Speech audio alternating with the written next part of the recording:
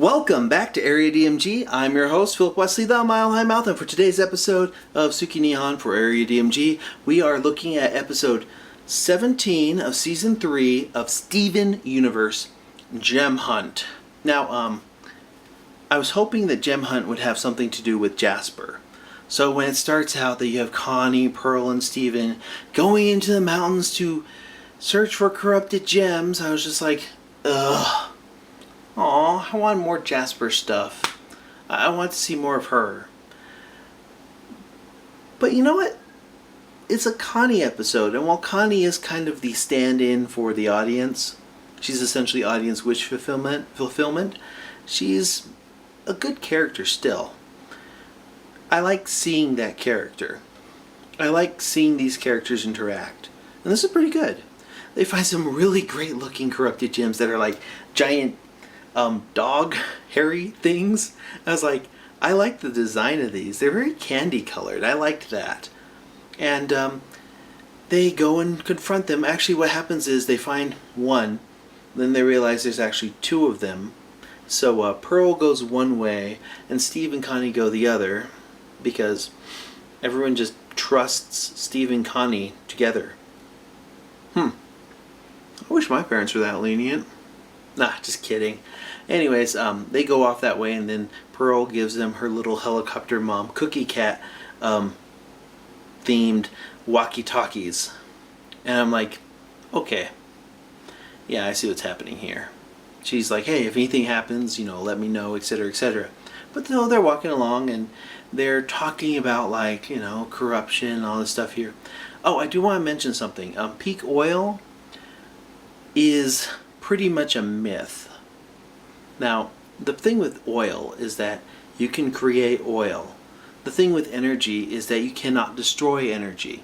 In fact, peak oil was essentially put out in all the newspapers and such to drive up the prices of oil.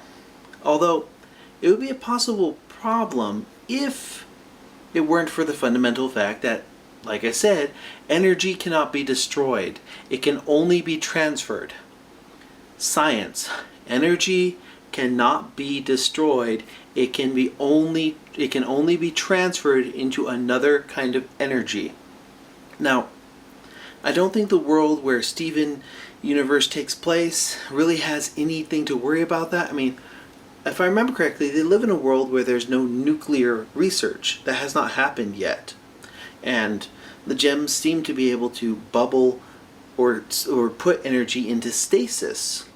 So, a lot of these issues that you could possibly have with like peak oil or energy crises like that are essentially moot because you have gem technology.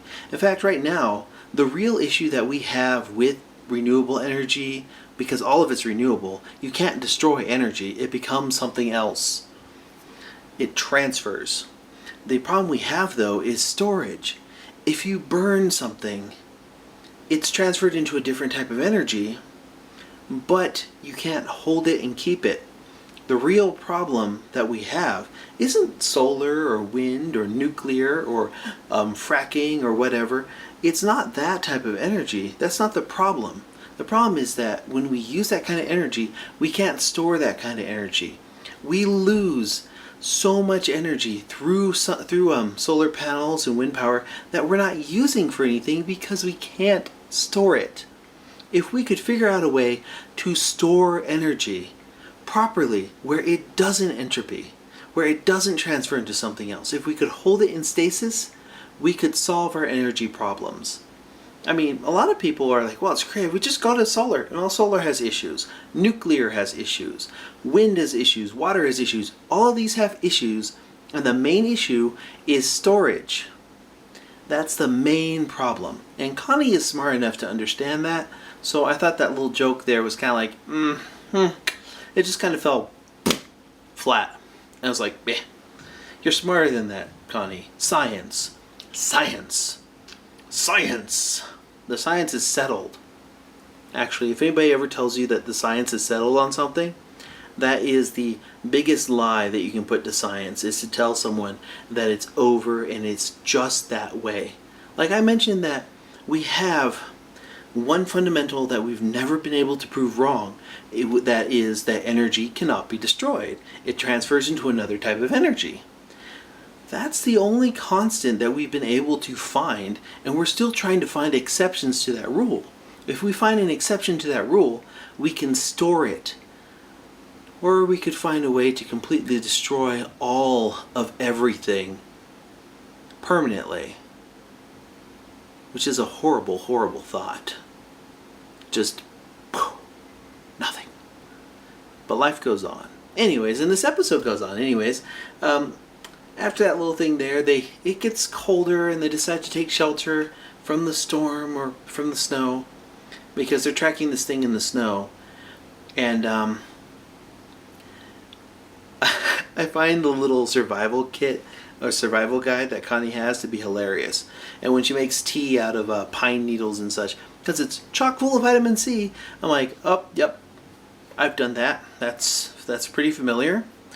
Actually, you know what makes a really good coffee? Ground up dandelion roots. Dandelions make good tea if you like stretch it. There's all sorts of stuff you can do with that. I grew up a scout, so I kind of relate to Connie in this regard. And then they hear a noise.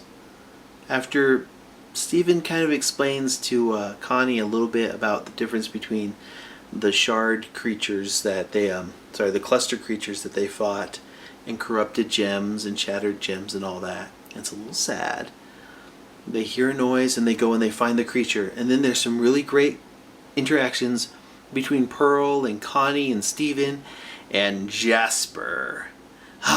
Jasper shows up and she's fantastic in this episode.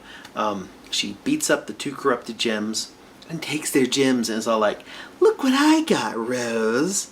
And I love it. I love that she doesn't refer to Steven as Steven. She refers to Steven as Rose because Steven is an extension of Rose. To that regard, even though Steven is his own human being, he is also, it's kind of like how children are a reflection of their parents, but they are also their own people. What's kind of interesting is that Jasper kind of has issues with Steven in this because she cannot accept that he, Steven, Jasper cannot accept that he, Steven, is anything other than Rose. The idea of lineage is lost on Jasper. But Jaspers don't quit. They don't stop. And Jasper is collecting these gems for some nefarious purpose, like maybe building an army, or let's remember for a moment that Jasper, she's from a homeworld that's in an energy crisis, that's gone further in technology than the crystal gems could ever imagine. They are just clods before the technology. They've hit scarcity too, and that's an issue. But overall, they have the superior tech, the superior knowledge, and the superior weapons. And Jasper knows this. Although I don't think that Jasper is going to try and uncorrupt these gems, because apparently only a diamond can do that. But I think Jasper's going to use those for this little army or whatnot. He'll build an army. If not just these two, maybe more. I can't wait to see where they take Jasper in the future. It would be nice to have Jasper be a continuing threat, because Jasper is actually fairly menacing. And I love that about that. I liked this episode. What do you think of this episode? Let me know in the comments below. Hit that thumbs up if you haven't already. Go ahead and like us. Hit that subscribe button if you haven't already. Until the next video comes out, you are now caught up.